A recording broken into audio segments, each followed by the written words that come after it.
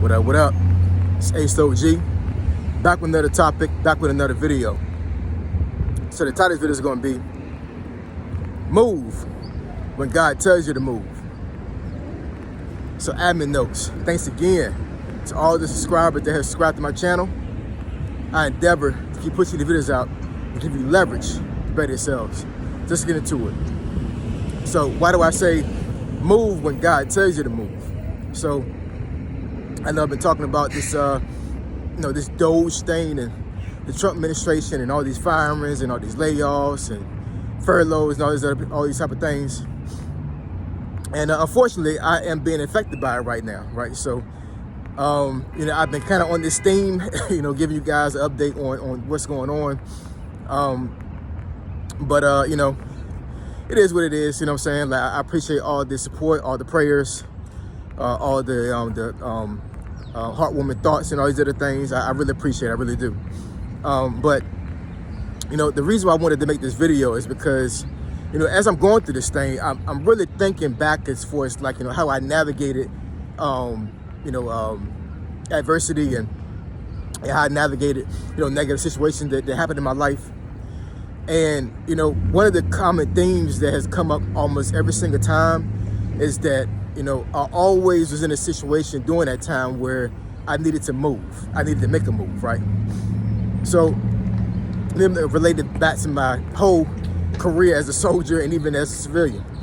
So, I've said before, I did 20 years in the Army. And on average, if I break down, all the times that I actually, moved to another duty station or got deployed or went overseas, it was damn near every 2 years, like almost like clockwork. The last place I was at here in Virginia before I retired, I was there for about almost 4 years.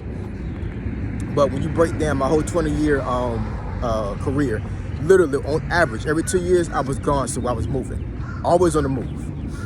And then when I retired, I think I said this the last time I did a video where I said that like every 2 years since I've been retired, I've had to jump ship and get another job. And I was doing government contracting before, so anybody that knows about government contracting, sometimes it can be very volatile. You make a lot of money, but it's almost like being a 1099 worker. If anybody understands that, go and do your research. But basically that's how it is. Like you kind of like a lone wolf, and you just get in there, make a lot of money. You stay there as long as you can, and then when it's time to jump ship, it's time to go, right? But every time I made a move, I always consulted God. Always asking for guidance, and hopefully I was able to hear Him, so I can make the best decision for myself and for my family. And once again, it's a 2-year mark because May will make 2 years I've been here in DC working at this job. And it's a very good possibility that I'm gonna have to freaking move again. It's crazy. I was telling my wife this yesterday. I'm like, every 2 years since I've been 20 years old, I've had to make a move. Like, it's crazy. Like it's almost like God's telling me, like every 2 years I want you to impact somebody else. I want you to go somewhere else, and I want you to go ahead and spread the word, spread the good news, all these other things. And it's almost crazy. It's like God don't want me to, He don't want me to settle down. He don't want me to sit down. You know what I'm saying? It's crazy. Like, I want to sit down. I want to be able to, to settle down with Him. Now, as far as like moving my family, I've been in my house since 2014. So, God has definitely blessed me with that, with being stable in a home. But, as far as like a job and like, working somewhere, like every 2 years, man, it's like I'm out. I'm going somewhere. And, honestly, I'm not even going to front. Like, hopefully this is not the case with this particular job, because I really do like this job. I said it before. It's a great career opportunity that's been presented to me. And, this is one of those jobs you could really, get into the groove of things and basically do, 10 plus years and retire. I'm 47 years old, I said before in another video, by the time I'm 60, it's time to retire. It's time to stop working.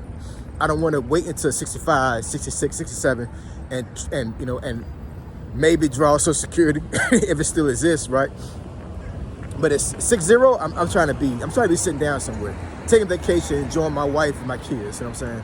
So This particular job that I'm at right now, this is one of those jobs, right? And also, I just got a freaking raise. How much did that raise? I think that was like almost like $2,000. Yeah, I mean, yeah, I just got a raise, and now all of a sudden, it's about to be almost taking up from my feet. It's crazy, but I'm saying, but the thing is that when it comes to stuff like this, it's like when God tells you to move and He tells you to just pivot, you need to take heed of that. There's been a couple of times in my life where I didn't take heed and I paid for it. I really did, you know what I'm saying? It may not have been, during that particular time, but later on when I look back at certain things that I didn't take advantage of and I didn't take opportunity because God told me to do it, and I know He did, I suffered, you know what I'm saying? And, every time I look back at it, I'm like, man, like I should have known, I should have did that thing or made that move or talked to this person or, went to this place, went to that place. And for some reason, you know what I'm saying, maybe it was fear, maybe it was, just not knowing what the unknown is, and I just didn't want to, deal with, the change. That's the big thing that we have to deal with, too, in life. A lot of folks don't like change. And like I said, every single time that happened, it was one of those things to reflect on. Because sometimes years later, I thought about that decision that I didn't make. And I'm like, you know what? Had I made that decision 4 or 5 years ago, I would be better off than I am right now. I'm telling you, it's a real thing, man. I'm a person that really contemplates on decisions that I make every time I make a decision, and even decisions I made in the past. And when I analyze certain things, I know for a fact God told me to move in a different direction, and I didn't do it. And so when it comes to this time in my life, as far as navigating this job and possibly being furloughed this coming Friday, today's Tuesday, it's one of those things that I feel that pit in my stomach. I've already have a mind state where if I need to pivot immediately, I'm gonna be able to do that. And I'm at a stage in my life right now that it's one of those things like when the well runs dry and there's no money to be made, it's time to bounce. You know what I'm saying? In IT, you always need to be in the mind state where you want to grow, you want to learn something and take advantage of opportunities, all these other things. But, my growth is not finished in IT, not by a long shot.